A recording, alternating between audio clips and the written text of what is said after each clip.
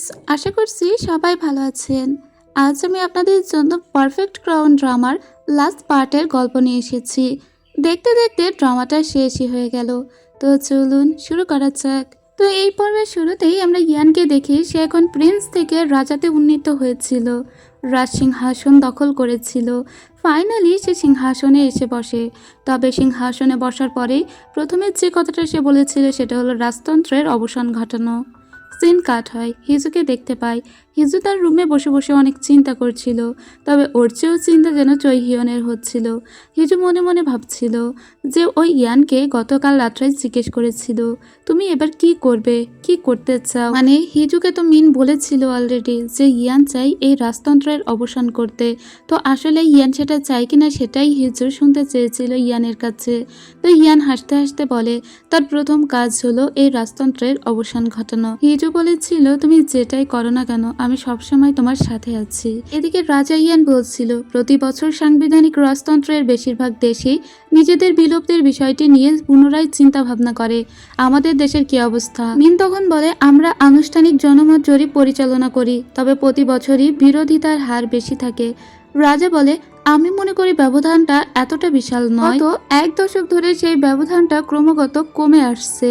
মিন বলে, রাজমুকুট নিজের যোগ্যতা প্রমাণ করার জন্য টিকে থাকে না, এর মূল্য লুকিয়ে আছে এর অস্তিত্বের মাঝেই। রাজা তখন বলে, আমার যতদূর মনে পড়ছে জনগণের সমর্থনহীন কোনো রাজার আপনার দরকার নেই, এটা বোধহয় আপনিই বলেছিলেন। আসলে মিন সব সময় ইয়ানের বিপক্ষে কথা বলে। ইয়ান যেটাই চাই সেটাতেই ওকে বাম হাত ঢুকাতেই হবে। ইয়ান চাইছে অবসান ঘটাতে, কিন্তু মিন এখন কোনোভাবেই চাচ্ছে না। কাউন্সিল বোর্ড আপাতত ওখানেই শেষ হয়। এরপরে দেখা যায় মিন বাহিরে বের হয়ে আসার সাথে সাথে সবাই মিনকে কোশ্চেন করতে লাগে রাজতন্ত্রের অবসান নিয়ে। ও সবাইকে বলে দেয় আপাতত কোনো কিছুই হচ্ছে না।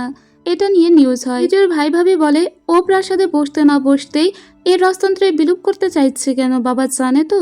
ওদিকে আমরা দেবী মামাকে দেখি, সে তার নিজের বাবার সঙ্গে দেখা করতে এসেছিল। দেবী মামার বাবা বলে, তুমি কোন মুখ নিয়ে আমার সামনে এসেছো, তোমার লজ্জা করছে না? দেবী মামা বলে, যে মুখ নিয়ে আপনি অতগুলো অন্যায় করেছেন আমি জানতে পারার পরেও আপনি কি জানেন বাবা মায়ের অন্যায় সন্তানদের উপর কতটা প্রভাব ফেলে? যেমন আমার ছেলে শুরু থেকেই জানতো তার বাবা কখনোই চায়নি তাকে রাজা বানাতে, কিন্তু তারপরেও এই বোঝা সে নিজে বয়ে নিয়ে বেরিয়েছে। এটা আমাকে কতটা কষ্ট দিয়েছে তা হয়তো আপনি বুঝবেন না। অ্যাকচুয়ালি দেবী মামা যখন থেকে জানতে পেরেছে তার অন্যায় তার ছেলে জানা সত্ত্বেও সেই বোঝাটা বয়ে নিয়ে বেরিয়েছে, তখনই তার মনে হয়েছে তার বাবাও তো অনেক অনেক অন্যায় করেছে, সে এগুলো স্বীকার না করেই বরং ভুল করেছে। এর জন্য দেবী মামা বলে, আজকে থেকে আপনি মনে করবেন আপনার আর কোনো কন্যা সন্তান নেই, আমি চলে যাচ্ছি, আপনার পাপের প্রায়শ্চিত্ত আপনি করুন। তখনই লর্ড ইনপিয়ং উঠে দাঁড়িয়ে বলে, দেবী মামা ওই বাস্টার্ড মিনই সবকিছু করেছে, সে জানতো কাউন্সিল বোর্ডের ওই গ্যাস বিস্ফোরণের ঘটনাটা সমস্ত কিছু সেই করেছে। এই কথা তো আর দেবী মামা জানতো না। এখন যখন জানতে পেরেছে তখনই ওর মনে হয় মিন বারবার বলছিল, ইয়ান যতক্ষণ অজ্ঞান আছে তার ভিতরে আপনাকেই রাজতন্ত্রের নাম লেখাতে হবে, সিংহাসন দখল করতে হবে। এইসব ভাবতে ভাবতেও যখন বাইরে আসে তখনই প্রাইম মিনিস্টার মিনকে দেখতে পায়। মিন জানতো আজকে যেহেতু দেবী মামা তার বাবার সঙ্গে দেখা করতে এসেছে, তার সম্পর্কে হয়তো লর্ড ইনপিয়ং সত্যটা দেবী মামাকে জানিয়ে দেবে। দেবী মামা ভয় পাচ্ছিল, তখনই তার ছেলে তাকে কল দিলে দেবী মামা কলটা কেটে দেয়। মিন আস্তে আস্তে দেবী মামার দিকে এগিয়ে এসে বলে, আমি আপনাকে প্রাসাদ পর্যন্ত পৌঁছে দিচ্ছি। এদিকে হিজুর বাবাকে দেখে হিজুর ভাই ভাবি তো বলছে, ইয়ান কি সত্যি এই রাজতন্ত্রের অবসান ঘটাতে চাচ্ছে? ওর বাবা তখন চিৎকার করে বলে, ইয়ান সে তোমার কি হয়? এই কথা শুনে হিজুর ভাই তার ভাবিকে বলে, ওকে ইয়ান বলবো না, ও তো আমাদের হিজুর বর, তাহলে ওকে কি বলবো? ওর বাবা তখন বলে, হিজুর বর? ও হলো এই দেশের রাজা, তাই তাকে সম্মান দিয়ে কথা বলো, তাছাড়া নিজের দিকে একটু খেয়াল রেখো, সাবধানে থেকো। সিন কাট হয়। দেবী মামা এবং প্রাইম মিনিস্টার মিন আসছিল। এখানে এদের ভিতরে মেইন কথাবার্তা হলো, দেবী মামা যে জানতে পেরেছে মিন এই ষড়যন্ত্রের পিছনে দায়ী, এই কথা যখন দেবী মামা বলে তখন মিন বলে, আপনিও তো 3 বছর আগে যখন রাজা মারা গিয়েছিল রাজা চেয়েছিল ইয়ান রাজা হোক, কিন্তু সেটা চাপিয়ে দিয়েছিলেন, সেটা তো সবার সামনে আনেননি, তো এটা একটা রাষ্ট্রদ্রোহী কাজ হলো না? এখন যদি এই সত্যটা সবাই জানতে পারে তাহলে আপনি এবং আপনার ছেলে দুজনেই ধ্বংস হয়ে যাবেন। তো আপনি কি চান আপনার ছেলে তার বাবার মতো একটা করুণ মৃত্যুকে যাপন করুক? এই কথা শুনে দেবী মামা অবাক হয়ে যায়। ও যে মিনের বিরুদ্ধে কিছু বলবে সেটা আর বলতে পারে না, কারণ মিনের কাছেও তো অলরেডি কিছু না কিছু আছে দেবী মামাকে কন্ট্রোল করার জন্য। দেবী মামা তখন বলে, ইয়ান চাচ্ছে এই রাজতন্ত্রের অবসান ঘটাতে, কিন্তু আপনি এর বিরুদ্ধে কথা বললে আমার মনে হয় সেটা অনেকেই শুনবে। দেবী মামা বলে, আমি তো এখন পাওয়ারলেস। মিন বলে, আপনার এখনো পর্যন্ত রয়্যাল রিলেটিভসদের সঙ্গে অনেক ভালো সম্পর্ক আছে, তাই আমি মনে করি আপনি যদি এর অপোজিটে ভোট দেন অনেক কিছুই হতে পারে। এদিকে আমরা মিস ডোকে দেখতে পাই, সে রাজা ইয়ানকে বলছিল, আপনি কিন্তু পুনর্বিবেচনা করতে পারেন। আপনি কি সত্যিই সিদ্ধান্ত নিয়েছেন যে রাজতন্ত্রের অবসান ঘটাবেন? এরপরে ওরা সবাই একসঙ্গে হয়ে কথা বলে। আসলে রাজতন্ত্রের অবসান ঘটাতে গেলেও তো অনেকগুলো বিষয়ের দিকে নজর দিতে হবে, আর সেটা হলো অনেক টাকা পয়সার দরকার, কারণ এই প্রাসাদে প্রোটেকশনের জন্য অনেক মানুষ কাজ করে। তো তাদের কাজ যেহেতু চলে যাবে, তাদেরকে তো অনেক বেতনই বুঝিয়ে দিতে হবে, মানে তাদের তো আর এখন কোনো চাকরিতে যাওয়ার সুযোগ নেই। তো রাজ্য তো এই দায়িত্বটা নিবে। তাছাড়া অনেক অনেক ব্যাপার আছে, সবাই তো একদম একটা ভঙ্গুর দশায় পড়ে যাবে, সবার স্ট্যাটাস নিচে নেমে যাবে। সেই জন্য রাজ্য তো সেই সব মানুষের জন্য কিছু করবে। তবে ইয়ানের এই রাজ্যে এত বেশিও টাকা পয়সা ছিল না। হিজু তখন বলে, তাও আমি আছি কি করতে, আমি তো বিলিয়নিয়ার, তাছাড়া আমার এত টাকা পয়সা আমি কাকে দিব? আমি ডোনেট করতে চাই, কিন্তু ইয়ান তা নিতে রাজি হয় না, সে বউয়ের টাকা নিবে।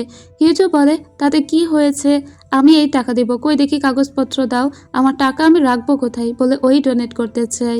প্রাইম মিনিস্টার মিন যখন এটা জানতে পারে যে হিজু আসলে প্যালেসে টাকা ডোনেট করতে চাই, তখনই তো তার মটকা গরম হয়ে যায়, এ তো বাগড়া দিবেই। যাই হোক, ওরা যখন এটার ব্যাপারে কথা বলছিল, হিজুর কাছে ওর বাবার বা ভাইয়ের কল আসে, সাথে সাথে ও বাড়িতে চলে আসে। ওর বাবা বলে, তুমি যেহেতু ফান্ড দিতে চাইছো ইয়ানকে, আর সেজন্য আমাদের কোম্পানিতে ইনভেস্টিগেশন শুরু হয়ে গিয়েছে। হিজু বলে, কিসের জন্য এই ইনভেস্টিগেশন শুরু হচ্ছে? মানে ও যখনই কিছু করতে যায় তখনই ওর কোম্পানিতে ইনভেস্টিগেশন শুরু হয়ে যায়, এটা মিনের লোকজনই করেছে। ওর বাবা বলে, তুমি যেহেতু জানো যে কেউ একটা তোমাকে খোঁচাতে চাইছে, তাই সেই ফাঁদে তুমি পা দিও না। হিজুর ভাই বলে, এই ব্যাপারটা প্রেস ব্রিফিংয়ের মাধ্যমে আমি একদম সমাধান করার চেষ্টা করে দিব, যেহেতু বাবার অনেক বয়স হয়েছে, তার ব্লাড সুগার হাই সবসময় ওঠানামা করে, এর জন্য আমি করব। ওর বাবা বলে, ঠিক আছে তুমি যেও। এর আগেও তো হিজুর একটা ব্যাপার সামলেছে হিজুর ভাই। হিজুর যখন চলে যাচ্ছিল, ওর বাবা তখন বলে যে তুমি একা একা যেও না। হিজুর ভাইকে বলে, অলসের মতো বাড়িতে বসে না থাকে, যাও বোনকে প্যালেস পর্যন্ত এগিয়ে দিয়ে এসো। হিজুর ভাই অবাক হয়ে বলে, কি আমি ওকে পৌঁছে দিয়ে আসবো? কিন্তু আমাদের সাথে তো এটা চাই না। হিজুর বাবা তখন হিজুকে বলে, তুমি এভাবে আর রাতের বেলা একা একা চলাফেরা করবে না, চারিদিকে কিন্তু অনেক শত্রু আছে। হিজু অনেকটাই আবেগ আপ্লুত হয়ে যায়। হিজুর ভাই তখন হিজুকে প্যালেস পর্যন্ত পৌঁছে দিয়ে যায়। হিজু গাড়ি থেকে নামার আগে বলে, এখন থেকে আমিও চেষ্টা করব একটু আস্তে কথা বলতে, মানে ও তো সবসময় চিৎকার করে কথা বলে, এর জন্য ও এখন থেকে সিদ্ধান্ত নিয়েছে বাবা ভাইয়ের সঙ্গে ও একটু আস্তে কথা বলবে। এমনকি নিজের ভাইকে অপ্পা বলেও ডাকে। ওর ভাই বলে, কি কি কি বললি? তখন হিজু দৌড়ে চলে যায়। ওর ভাইয়ের হাসি তো থামেই না, একা একা গাড়ির ভিতরে বসে বসে হাসতে লাগে। এই প্রথম বোনের কাছ থেকে ভাই ডাক শুনেছে বলে কথা। এদিকে ইয়ানকে দেখে হিজু এসেই ইয়ানের পায়ের উপরে শুয়ে পড়ে আর বলে, আমি বাবার সঙ্গে দেখা করতে গিয়েছিলাম, আসলে আমাদের ফান্ড নিয়ে কি হয় আমি বুঝি না।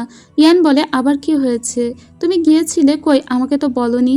ও বলে, আসলে আমি একা একাই গিয়েছিলাম, এমনকি আমি চৈ হিয়নকেও বলিনি, কিন্তু আমি যখনই তোমাকে ডোনেট করতে চাইলাম তখনই কোম্পানিতে ইনভেস্টিগেশন শুরু হলো। যদিও আমার ভাই বলেছে সে সমস্ত কিছু ট্যাকেল দিবে, এটা এক প্রকার ভালোই হয়েছে। আমি বুঝতে পেরেছি যে তারা আমাকে ভালোবাসে, ওরা আমাকে ঘৃণা করে না। তো তুমি হলে কি করতে? তুমিও কি আমাকে এরকম নিশ্চিন্ত করতে? তখন ওর হাতে একটা চুমু খেয়ে ইয়ান বলে, তো এটা দিয়ে আমি তোমাকে কি বোঝালাম, নিশ্চয়ই তুমি বুঝেছো, বলে হাসে। হিজু তখন বলে, এই জিনিসটা আমার ভীষণই ভালো লেগেছে, ওটা তুমি আরও একবার করবে? এটা বলে হাতটা ইয়ানের মুখের দিকে এগিয়ে দিলে ইয়ান আরও একটা চুমু খেয়ে বলে, কি এবার তুমি সুপার নিশ্চিত হলে? আমি তোমাকে বাঁচাতাম তাই না? এদিকে আমরা ছোট্ট রাজাকে দেখি, সাবেক রাজা এখন সে। রাজার দিকে তাকিয়ে তার মা ভাবছিল, মিন যে কথাগুলো বলেছে, রাজাকে বাঁচানো সত্যি সত্যি কি এতটাই কঠিন? এখন যদি সে মিনের কথায় রাজি না হয়, তাহলে হয়তো মিন সমস্ত কিছু ফাঁস করে দিবে। এমনকি মিন জানে 3 বছর আগে এই ডিগ্রিটা ছিঁড়েছিল সে নিজেই। এখন অনেক চিন্তা ভাবনায় পড়ে যায় দেবী মামা। ছেলের দিকে তাকিয়ে বলে, তোমাকে বারবার প্রোটেক্ট করতে গিয়ে হেরে যাচ্ছি, তোমাকে বাঁচিয়ে রাখা এত কঠিন কেন? এরপরে সিন কাট হয় পরের দিনের দৃশ্য দেখে। হিজুর ভাই প্রেস ব্রিফিংয়ের জন্য চলে এসেছিল। সবাই তো অনেক অনেক কোশ্চেন করতে শুরু করে। তখন হিজুর ভাই আগের দিনের মতো করে নিজের কোটটা আগে খুলে নেয়, তারপরে বলে একে একে উত্তর দিচ্ছি। এদিকে আমরা দোকে দেখতে পাই, সে চৈহিয়নকে বলছিল আপনি কিন্তু দেবী মামার সঙ্গে একবার কথা বলতে পারেন এই যে রাজতন্ত্র বিলোপের জন্য। সেদিন দেবী মামা এবং ছোট্ট সাবেক রাজা দুজনেই হাঁটছিল। এভাবে যে প্যালেসে কোনোদিন ওরা হেঁটে বেড়াতে পারে এটা হিজু কখনো কল্পনাতেও করেনি। ইদানিং নাকি দেবী মামা নিজের কোয়ার্টার থেকে বেরই হয় না। হিজুর তখন মনে হয় যে দেবী মামার সঙ্গে বোধহয় একবার কথা বলা উচিত। এজন্য হিজু সোজা দেবী মামার কোয়ার্টারে চলে যায়, গিয়ে বলে আপনার তো রয়্যাল রিলেটিভদের সঙ্গে অনেক ভালো সম্পর্ক আছে, তো আপনি যদি তাদের রিকোয়েস্ট করেন। দেবী মামা বলে তুমি আমার সাহায্য চাইতে এসেছো? হিজু বলে হ্যাঁ, আমি আপনার সাহায্য চাইতেই এসেছি। আপনি তাদের কনভিন্স করবেন তারা যেন রাজতন্ত্র অবসানের ব্যাপারে যোগ দেয়। এরপরে সিন কাট হয়। দেবী মামাকে দেখি সে অনেক কিছু চিন্তা ভাবনা করে প্রধানমন্ত্রী মিনকে একটা কল দেয় এবং সেখানে কি বলা হয় তা আমাদের শোনানো হয় না। তবে মিন অপর পাশ থেকে উত্তর দিয়ে বলেন আপনি সঠিক সিদ্ধান্তই নিয়েছেন, তার মানে নিশ্চয়ই দেবী মামা এর সঙ্গে কাজ করতে রাজি হয়েছে। পরদিন আবারও কাউন্সিল বোর্ডে ডাকা হয় সবাইকে। সমস্ত মন্ত্রীরা এখানে উপস্থিত। আগের দিনের যে রাজতন্ত্রের অবসানের ব্যাপারে ইয়ান কথা বলেছিল সেটা নিয়ে পুনরায় আবারও বৈঠক বসেছে। এখন ইয়ান সবাইকে বলে আপনারা যে পিটিশন করেছিলেন আমি তার সব রিভিউ করে দেখেছি। রাজ পরিবার আমার কাছে দাবি জানিয়েছে যাতে আমি রাজ্য এবং রাজবংশকে রক্ষা করি, এবং মন্ত্রিসভা আমাকে রাজার দায়িত্ব পালন করার জন্য আকুল অনুরোধ জানিয়েছে। কথাটা কি সত্যি? আসলে সবাই চাচ্ছে এই রাজতন্ত্রটা যাতে অবসান না ঘটুক। মিন তখন বলে আমরা কেবল জনগণের পক্ষ নিয়েই তো কথা বলছিলাম। রাজা তখন বলে আপনারা কি তাদের জিজ্ঞেস করার প্রয়োজন মনে করেছিলেন? আমার জানা মতে জনগণের কাছ থেকে কোনো মতামত বা জরিপ নেওয়া হয়নি বলে মনে হয়। মিন তখন বলে মন্ত্রিসভা তো জনগণের দ্বারাই নির্বাচিত। রাজা তখন বলে তো তাতে কি হয়েছে? আপনারা কি তাদের হয়ে প্রতিটা সিদ্ধান্ত নিয়ে নেওয়ার ইচ্ছা পোষণ করছেন? এটি আমাদের সংবিধানে স্পষ্টভাবে উল্লেখ আছে। তবে রাজতন্ত্রের অস্তিত্ব কেবলমাত্র শ্রেণী বিভাগকে আরও জোরালো করে এবং সমতাকে ক্ষুণ্ণ করে, তাই নয় কি? রাজকীয় সুযোগ সুবিধার আড়ালে সুরক্ষিত থেকে রাজপরিবারের সদস্যরা যখন অনিয়ন্ত্রিতভাবে যা ইচ্ছা তাই করে বেড়ায় এবং তাদের সাথে হাত মেলানো অভিজাতরা জনগণের সামনে নিজেদের ক্ষমতার দম্ভ দেখায়, এই বিষয়ে আপনাদের মতামত কি? তখন বলে কিন্তু দেশের প্রতি রাজপরিবারের অবদান কেবল আর্থিক নয়, অর্থনীতি, কূটনীতি এবং সংস্কৃতি এর প্রভাব বিস্তৃত। তখনই এখানে চলে আসে হিজু। হিজু বলে সেই কারণেই কি আপনি তাকে হত্যা করার চেষ্টা করেছিলেন? প্রধানমন্ত্রী মিন, অর্থনীতি, কূটনীতি এবং সংস্কৃতি এত প্রভাবশালী একটি রাজতন্ত্র অবসান করার হুমকি কি আপনাকে বাধ্য করেছিল হত্যা করার চেষ্টা করতে এই দেশের রাজাকে? এরপরে সবাই তো অবাক। তখনই হিজু নিজের পকেট থেকে তার নিজের ফোনটা বের করে আর রেকর্ডিং চালু করে দেয়, যেখানে শোনানো হচ্ছিল আপনি কি চান আপনার একমাত্র ছেলে আপনার বাবার পথ অনুসরণ করুক? এই কথাগুলো মিনের সেই বলা কথাগুলো যেগুলো দেবী মামাকে বলেছিল। এরপরে একটা ফ্ল্যাশব্যাক দেখানো হয়। হিজু যখন দেবী মামার সঙ্গে দেখা করতে গিয়েছিল, দেবী মামা এই সমস্ত কথাগুলো হিজুকে জানিয়েছিল। দেবী মামা বলেছিল আমি যখন আমার বাবার সঙ্গে দেখা করতে গিয়েছিলাম সেখানে প্রাইম মিনিস্টার মিনের সঙ্গে আমার দেখা হয়। তখন আমার ছেলে ফোন দিয়েছিল, তারপরে আমি ফোনটা কেটে রেকর্ড অন করি। সে যা যা কথা বলেছে তার সমস্ত কিছু রেকর্ড করি। তখন থেকেই আমি জানতে পারি সেদিন যে গ্যাস বিস্ফোরণের ঘটনাটা ঘটেছিল সেটা মিনেরই কারসাজি ছিল। সে আমাকে হুমকিও দিয়েছে। এগুলো আমি যদি ইয়ানকে বলি তাহলে ইয়ান হয়তো মাফ করে দিবে, কারণ ও সহজে কাউকে শাস্তি দিতে পারে না। তবে তুমি তো আলাদা, তোমার কাছ থেকে আসা যে কোনো ছুরি অনেক বেশি গভীর করে কাটবে প্রাইম মিনিস্টার মিনকে, কারণ প্রাইম মিনিস্টার মিন আসলে হিজুকে ভালোবাসে। ইয়ান তখন বলে হিজু যা কিছু বলছে এই সমস্ত কিছু কি সত্যি? এবং ও জোরে চিৎকার করে উঠলে সমস্ত মন্ত্রীরা বলে মনে হয় কোনো একটা ভুল বোঝাবুঝি তৈরি হচ্ছে। ইয়ান সবাইকে থামিয়ে দিয়ে বলে এখন প্রাইম মিনিস্টার মিনকে যে বা যারা আগলে রাখার চেষ্টা করবে বা ওর পক্ষ নিয়ে কথা বলবে তারা সবাই ওর সহযোগী হিসেবে আমি ধরে নিব। সো আপনারা বুঝুন। এরপরে সবাই ওখান থেকে বেরিয়ে আসে, এমনকি হিজুও বেরিয়ে আসে। বের হয়ে আসার পরে চৈহিয়নকে বলে ভিতরে ইয়ান আছে, তাই তোমার সবটা দিয়ে ওকে প্রোটেক্ট করার চেষ্টা করবে, কারণ ভিতরে তখন প্রাইম মিনিস্টার মিনও ছিল। সবাই চলে যাওয়ার পরে কেবল এরা দুজনেই দাঁড়িয়েছিল। ইয়ান জিজ্ঞেস করে তুমি কেন এরকমটা করলে? আমি তোমার কি করেছিলাম? প্রাইম মিনিস্টার মিন উল্টো দিকে দাঁড়িয়েছিল। ইয়ানের এতটাই কষ্ট হচ্ছিল যে চোখে প্রায় পানি চলে এসেছে। আসলে ইয়ান কিন্তু অনেক ইমোশনাল একটা ছেলে, আর রাজা হিসেবে আসলে ইমোশনাল মানুষদের মানায় না, মিন তখন বলে, আমি তোমাকে বারবার বলেছিলাম হিজুকে দূরে ঠেলে দাও, তাকে তোমার জীবনের সাথে জড়িও না। আজকে আমি যা কিছু করেছি তার সমস্ত কিছুর পিছনে তুমিই দায়ী। আসলে মিন এটাও বলেছিল, যদি হিজুকে বাঁচাতে ইয়ানকে ওর শতবার মারতে হয় তাহলে ওর শতবারই মারবে। এই কথাটাও রেকর্ডে উঠেছিল। এটা আরও বেশি ইয়ানকে কষ্ট দিয়েছে। কিন্তু শেষ বেলায় এখনো পর্যন্ত মিন সমস্ত দোষ ইয়ানের উপরেই চাপাচ্ছিল, কারণ ইয়ানই নাকি জোর করেছে হিজুকে। ইয়ান তখন ওকে একবার একটা কথাই বলে, সেটা হলো, হিজু তো কখনো তোমার ছিলই না, তাহলে আমি কিভাবে তোমার থেকে তাকে কেড়ে নিলাম, বলে ওখান থেকে চলে আসে। মিন তখন সব হারিয়ে একা একাই দাঁড়িয়ে থাকে, চোখ দিয়ে গাল বেয়ে পানি পড়ছে গড়িয়ে। আবারও মনে হয় বাপ্পারাজ রূপে ব্যাক করলো। যাই হোক, এরপরে ইয়ান ওখান থেকে ফিরে আসে আর সোজা চলে আসে নিজের বউয়ের সঙ্গে দেখা করতে। হিজু ওকে বলে, কিছুই হয়নি, সব ঠিক হয়ে যাবে। আর ওকে জড়িয়ে ধরে ইয়ান। ইয়ানের এত কান্না পাচ্ছিল যে হিজুকে একদম নিচু হয়ে জড়িয়ে ধরলো। এদিকেই হিজুর ভাই কিন্তু সমস্ত ব্যাপারটাই সলভ করে ফেলেছিল। আর অন্যদিকে ইয়ানকে দেখি, ইয়ান আজকে একটা ডিগ্রি পাঠ করছিল, যদিও এখন সে এই ডিগ্রির পুরো অংশটা পাঠ করে না। ফাইনালি জনসমর্থন নেওয়া হয়েছে। জনগণ কিন্তু অলরেডি সিলেক্ট করে নিয়েছে যে তারা গণতন্ত্র চায় নাকি রাজতন্ত্র চায়। আমরা সিন কার্ড দেখতে পাই যেখানে ইয়ান আর হিজু হেঁটে যাচ্ছিল। হিজু বলে, তুমির সিংহাসনে বসার পরপরই তো রাজতন্ত্রের অবসান করতে চাইলে, এরপরে তুমি কি চাও? ইয়ান তখন বলে, যখন রাজতন্ত্রের অবসান হবে আমি চাই প্রথমে তুমি আমার নাম ধরে ডাকো। জানো তো আমার একটা নাম আছে। হিজু বলে, জানবো না আবার? নিজের স্বামীর নাম কেউ জানে না নাকি? এদিকে আমরা মিস দো এবং চৈহিয়নকে দেখি, ওরা দুজনেই রাজ্যের বাহিরের গেটে দাঁড়িয়েছিল। চৈহিয়নকেই দো বলছিল যে রাজতন্ত্রের বিলোপ হয়ে গেলে তোমার কি মন খারাপ হবে না? কারণ তুমি তো এখানেই বড় হয়েছো, এই পরিবেশের ভিতরে থেকেছো। চৈহিয়ন বলে, তো কি হয়েছে? ইয়ান, হিজু, তুমি সবাই তো থাকছেই, তাহলে আমার মন খারাপ করার কি আছে? যে মানুষগুলোকে আমি ভালোবাসি তারা তো আমার পাশেই আছে, তোমার কি মন খারাপ হবে? দো তখন ওর ঠোঁটে হুট করে একটা কিস করে। চৈহিয়ন বুঝতেই পারে না। দো কিন্তু জানিয়ে দিয়েছে ওকে কত ভালোবাসে। চৈহিয়নও তখন ওকে পাল্টা কিস করতে লাগে। তখন আমরা প্যালেসের দাসীদের দেখতে পাই, ওরা প্যালেসের একটা বাসে করে বাড়ি ফিরছিল। রাস্তায় এই দৃশ্য দেখে তো অনেক বেশি হই হুল্লোড় করতে থাকে। যদিও এদের দুজনের এখন কোনো লজ্জাই করছিল না, দুজনে তো একদম প্রেমে মত্ত ছিল। এরপরে চৈহিয়ন বলে, এই সমস্ত কিছু শেষ হলে আমরা চেরি ব্লসম দেখতে যাব, ঠিক আছে? আবার সিন কাট হয় আর রাজার সেই সিনে ফেরানো হয় যেখানে রাজা আজকে ঘোষণা করছিল বহু বছর ধরে এই জাতির রাজতন্ত্রের মাধ্যমে স্থায়িত্ব বজায় রেখেছে। কোনো কোনো সময় এটি সুরক্ষা দিয়েছিল, আবার অন্য সময় এটি অগ্রগতির পথে বাধা হয়ে দাঁড়িয়েছিল। জনগণ তাদের রায় দিয়েছে এবং সমস্ত দায়িত্ব নিজেদের কাঁধে নেওয়ার সিদ্ধান্ত নিয়েছে। তাদের এই সিদ্ধান্তের প্রেক্ষিতে রাজতন্ত্র আর কোনোভাবেই নিজের যৌক্তিকতার দাবি করতে পারে না। চূড়ান্ত কর্তৃত্বের মাধ্যমে সংবিধান দ্বারা আমার উপর অর্পিত ক্ষমতা বলে আমি এত দ্বারা রাজতন্ত্রের অবসান ঘোষণা করছি। 34তম রাজা লি ওয়ান। ফাইনালি তবে রাজতন্ত্রের অবসান ঘটল। এরপরে সিন কাট হয়, হিজুকে দেখি ও প্যালেসের বাইরে দাঁড়িয়েছিল, ইয়ানের জন্য ওয়েট করছিল। ইয়ান তখন আসে আর হিজু ওকে জোরে জোরে লি ওয়ান বলে চিৎকার করে ডাকে। আসলে রাজার আসল নাম হলো লি ওয়ান, তবে ওর উপাধি নাম ছিল ইয়ান। এজন্য আজকে ওকে লি আন বলে ডাকায় ইয়ান ভীষণ খুশি হয় যে কেউ ওকে আসল নামে ডেকেছে। 3 বছর পরের ঘটনা দেখানো হয়।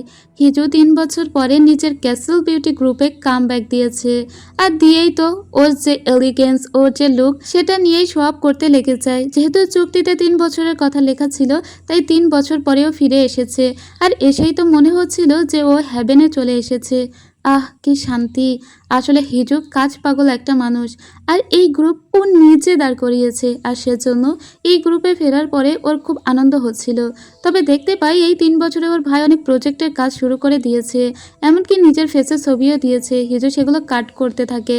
ওর ভাই তখন এসে বলে, দেখেছো আমি কত কিছু শুরু করেছি, যাই হোক এখন এগুলো তোমাকেই সামলাতে হবে, কারণ আমি ছুটিতে যাচ্ছি। হিজু বলে, এত কিছু শুরু করেছো? সবই তো আসলে 12টা বাঁচিয়ে রেখেছো, যাই হোক তুমি কেন আবার ছুটিতে যাবে? ওর ভাই তখন বলে, আরে তোমার ভাবি ও তো প্রেগনেন্ট, সেজন্য একা একা তো কোনো কিছু করতে পারবে না, আমাকে তো হেল্প করতে হবে। ও ভেবেছিল হিজু হয়তো অবাক হবে, কিন্তু হিজু তো অবাক হয় না। হিজু বলে, তো? ওর ভাই বলে, তো ওকে হেল্প করতে হবে না, এজন্য আমি ছুটিতে যেতে চাই। হিজুর এবার একটু বাড়াবাড়ি মনে হয়। হিজু তখন বলে, দাঁড়া, দেখাচ্ছি মজা। এটা বলে উঠে ওর ভাইকে তাড়িয়ে নিয়ে বেড়ায়, কারণ এত মিষ্টি মিষ্টি আলাপও সহ্য হচ্ছিল না। যাই হোক, ওর ভাই এখান থেকে দৌড়ে চলে যায়। এদিকে ইয়ান এবং চৈহিয়নকে দেখে দুজনে মিলে বাড়িতে রান্না করছিল। যেহেতু ইয়ান এখন কিছুই করে না, রাজতন্ত্র চলে যাওয়ার পর থেকে সে বেকার, তাই সে বাড়িতে রান্নাবান্না করছে। কিন্তু এই রান্নাবান্না দেখে চৈহিয়ন বলে, যেসব ছেলেরা রান্নাবান্না করে মেয়েরা কিন্তু তাদের খুব একটা পাত্তা দেয় না। দেখবেন হিজু ম্যাডামও আপনাকে পাত্তা দেয় কিনা সন্দেহ। এদিকে হিজু কাজে খুবই বিজি ছিল। হিজু ফোন দিয়ে ওকে জানিয়ে দেয়, আজ রাতে আমি বাড়িতে ফিরতে পারবো না, তাই তুমি মন খারাপ না করে খাবার খেয়ে নিও। আর হ্যাঁ, আমার সঙ্গে কিন্তু মিস দোও বাড়িতে ফিরতে পারবে না।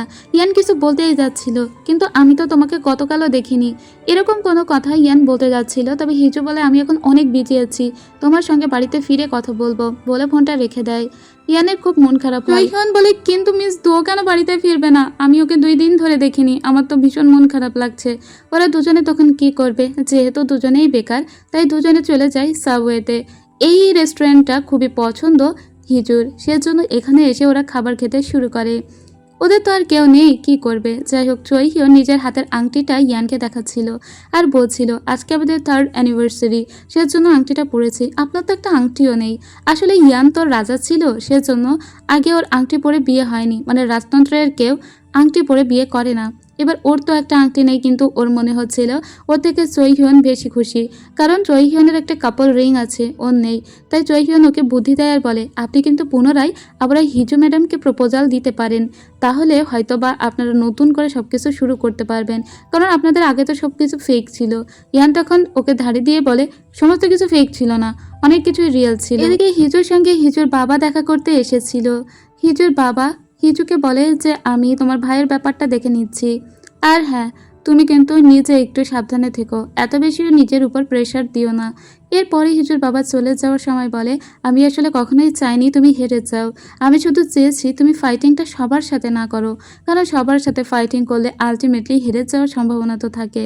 এখন নিজের একটু ফ্রিডম খুঁজে নেওয়ার চেষ্টা করো। আসলে হিজুর বাবা হিজুকে সবসময় মাথা উঁচু করে বাঁচতে দেখেছে। হিজু তো আজকে একদম আবেগে চোখে পানি চলে আসে। যাই হোক, এদিকে আমরা সেই মোটা খালাম্মাকে দেখতে পাই। যেহেতু এখন গণতন্ত্র প্রতিষ্ঠা হয়েছে, সেজন্য মোটা খালাম্মাও নিজের চুল কাট করে নিয়েছে। তবে সে এখনো পর্যন্ত ইয়ানকে সার্ভ করে যায়। ইয়ান আর চয়কে ডেকে পাঠিয়েছে, এ কারণে ইয়ানের জন্য একটা বেড ঠিক করেছে। ইভেন সে এখনো ইয়ানকে রাজা বলেই সম্বোধন করে, ইয়ান বারবার বারণ করা সত্ত্বেও। এই যে বেডটা ঠিক করেছিল, এটা ছিল অনেক বেশি আরামদায়ক। এরপরে মোটা খালাম্মা বলে, অনেক তো হলো, এবার তোমরা একটা সন্তান নেওয়ার চেষ্টা করো। এতে তো ইয়ানের কাছে চলে আসে। ওরা এখান থেকে চলে যাওয়ার পরে রাত্রেবেলা যখন হিজু ফিরে আসে, হিজু তো ভয় পেয়ে যায়, কারণ ও খুব চুপি চুপি ফেরার চেষ্টা করছিল। অনেক রাত হয়ে গিয়েছে, ভেবেছিল ইয়ান ঘুমিয়ে গিয়েছে, কিন্তু না, ইয়ান ঠায় দাঁড়িয়ে আছে এবং কোনো নড়াচড়া করছে না। হিজু বলে, ভয় পেয়ে গিয়েছিলাম, তুমি না ঘুমিয়ে এখানে দাঁড়িয়ে দাঁড়িয়ে কি করছো? ইয়ান তখন বলে, আজকে কি হয়েছে জানো, আমি একটা জিনিস চাই তোমার কাছে, বলে ও আংটিটার কথাই হিজুকে বলতেই যাচ্ছিল।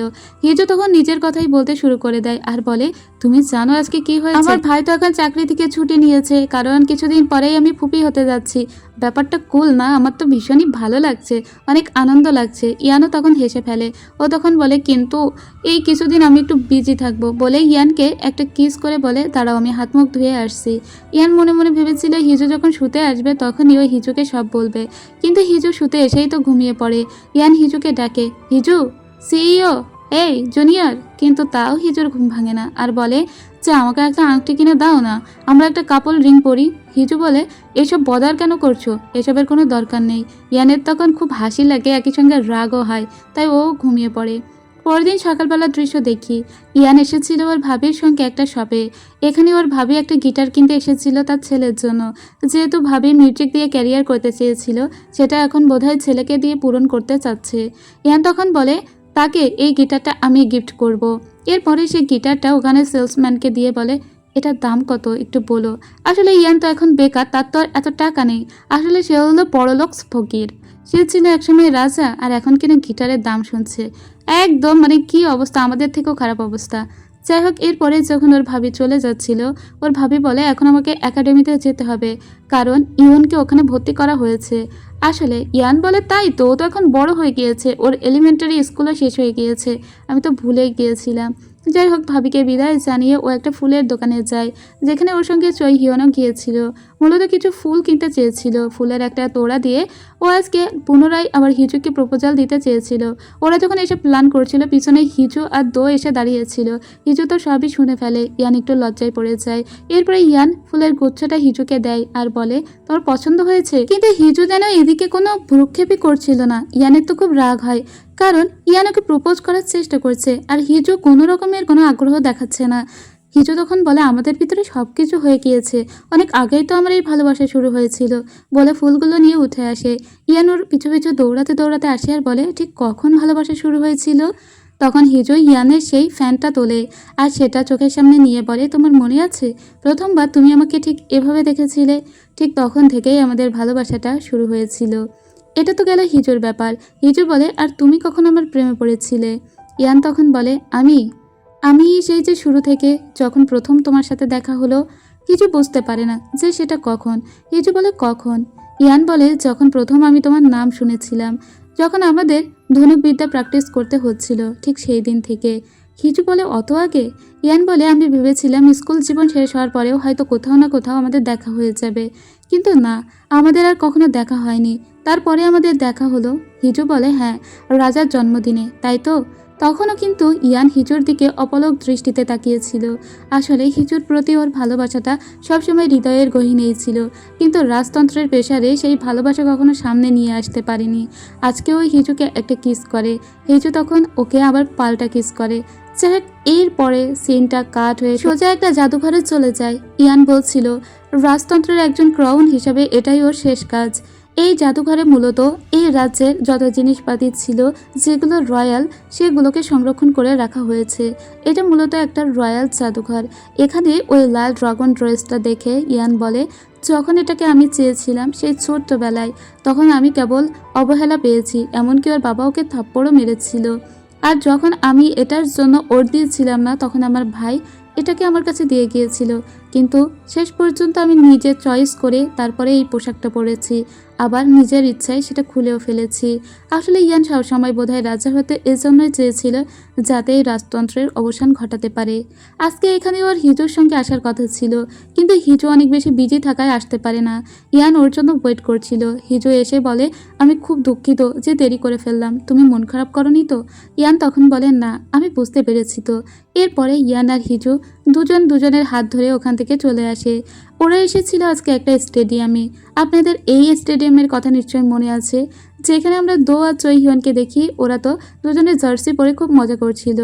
তো হিজুকে ইয়ান বলে, আমিও জার্সি পরতে চাই, যেহেতু ও এখন কোনো রয়্যাল প্রিন্স বা রাজা না, তাই ও চাইলেই জার্সি পরতে পারবে। জার্সি ও খুবই ভালোবাসে। এরপরে ওরা সবাই গ্যালারিতে বসে খেলা উপভোগ করছিল, এবং এখন তো ওরা নর্মাল পারসন, কারণ সাধারণ মানুষের কাতারেই নেমে এসেছে বলা যায়। তো খেলা চলাকালীন সময়ে দোকে এবং চই হিয়নকে ক্যামেরায় বড় করে দেখানো হচ্ছিল। এটা দেখতে পেয়ে ওরা দুজনে বলে, এই দেখো দেখো, আমাদেরকে দেখানো হচ্ছে। ওরা দুজনে তো মজা পেয়েছিল এবং হাত দিয়ে ইশারা করে ওরা ওদের দিকে দেখাতে বলে, মানে হিজু আর ইয়ানকে। এবার হিজু আর ইয়ানও অনেকটা বেশি বিব্রত ফিল করে, যেহেতু বড় স্ক্রিনে ওদের দেখানো হচ্ছে। সবাই ওদেরকে কিস করতে বলে। তখনও আগের বারের মতো ইয়ান তার মুখটা হিজুর কানের দিকে নিয়ে বলে যে, এবার আমাদের কি করা উচিত? হিজু তখন বলে, এখন তো তুমি কোনো রয়্যাল পারসন নাও, তাহলে তো কোনো ডেকোরামও নেই, সো কিস করাই যায়, বলে ওরা দুজন দুজনকে একটা কিস করে। মানুষজন তখন ওদেরকে আবারও বলতে থাকে, আরও একটা আরও একটা। ওরা আরেকটা কিস করে, কিন্তু তাও মানুষের যেন পোষায় না। তারা আবারও বলতে শুরু করে, আরও একটা। এবার ইয়ান খুব লজ্জায় পড়ে গিয়েছিল। তবে এবার আনএক্সপেক্টেডলি ওরা খুবই স্পিডে একটা কিস করে, যেটা দেখে মানুষটা আরও বেশি হইচই শুরু করে। আর এই কিসের ভিতর দিয়েই পারফেক্ট ক্রাউন ড্রামার গল্প শেষ হয়। তো এই ড্রামার জার্নি প্রায় 1 মাসের মতো ছিল, যেহেতু সপ্তাহে 2টো করে এপিসোড রিলিজ হতো। এই ড্রামা শেষ হওয়ার কারণে আমার তো অলরেডি মন অনেক বেশি খারাপ, কারণ যারা কোরিয়ান ড্রামা অনগোয়িং দেখে, ড্রামা শেষ হওয়ার পরে তাদের মন সত্যিই খারাপ হয়ে যায়। তো আপনাদেরও নিশ্চয়ই আমার মতোই মন খারাপ হয়েছে। এই ড্রামার গল্প কতটা ভালো ছিল, কেমন লেগেছে তা কিন্তু অবশ্যই জানাবেন। শেষে যেন মনের ভিতরে কোথাও একটা শূন্যতা দিয়ে গেল। সেই যে ছোট্ট রাজা, ওকে একবার দেখতে মন চাচ্ছিল। তাছাড়া মিনের শেষ পর্যন্ত কি হলো সেটাও দেখতে মন চাচ্ছিল, যদিও ওইভাবে দেখানো হয়নি। বোধহয় যে যার মতো জীবনযাপন করছে। শুরু থেকে এখন পর্যন্ত কল্পনা করে দেখুন যে এই জার্নিটা সত্যি অনেক লম্বা ছিল, অনেক চড়াই উতরাই তাদের দুজনকেই পার করতে হয়েছে। তারপরে কিনা একটা পারফেক্ট এন্ডিং হয়েছে। ড্রামার গল্প তো আমার ভীষণ ভালো লেগেছে, তাছাড়া এন্ডিংটাও ভালো লেগেছে। 21 শতকের এই দুনিয়ায় রাজতন্ত্রের অবসান সত্যিই দরকার ছিল। পৃথিবীতে কিন্তু এখনো কোনো কোনো দেশের রাজতন্ত্র বিদ্যমান, তো তারই একটা ঝলক আমরা এই ড্রামায় দেখলাম। তো কেমন লেগেছে আপনাদের এই ড্রামা তা কিন্তু অবশ্যই কমেন্ট করে জানাবেন। ড্রামা শেষ হওয়ার পরে কতখানি মন খারাপ হলো তাও কিন্তু জানাতে ভুলবেন না। এখানেই শেষ হচ্ছে আমাদের এই ড্রামার জার্নি। এরপরে কোন ড্রামা শুনতে চান তা কমেন্ট করে জানাতে চেষ্টা করবেন। আমিও চেষ্টা করব যদি কোনো ড্রামা ভালো লেগে যায় এক্সপ্লেন করতে। তো সবাই ভালো থাকবেন, সুস্থ থাকবেন, দেখা হবে পরের ভিডিওতে। খোদা হাফেজ।